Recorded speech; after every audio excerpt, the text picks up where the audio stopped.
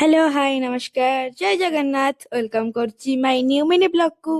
तो आज सांबर दशमी सहित आज जेजेमा जन्मदिन थिला आउ जेजेमा तो को आमे पूरा रेडी कर देइछु। ता सहित कौन पूरा पिठा खाए बोली जा होची। ता सहित मामा एठी आसी ऊपर पूजा स्टार्ट कर देइथिले छत ऊपर। तो गाँ मानक सब इंटरेस्टिंग पार्ट होची कि पिला माने आसी सब खाते हम सब डका हुए। आमर तो एकुटिया घर बोले आम पिला माने तो डका डकी नाही किंतु तांका भागटा आमे खाइकी चळै दउछु। एठी मु शंख फुंकुଥିଲି ସେଥିପାଇଁ ମୁଁ ମିନି ବ୍ଲଗରେ ଆସି ପାରିଲିନି। ଏହି ସମୟରେ ଦିଦି ମାନେ ବି ତଳେ ପିଠା ଗଢୁଥିଲେ ସେଥିପାଇଁ ସେମାନେ ବି ମିନି ବ୍ଲଗରେ ଆସି ପାରିଲେନି।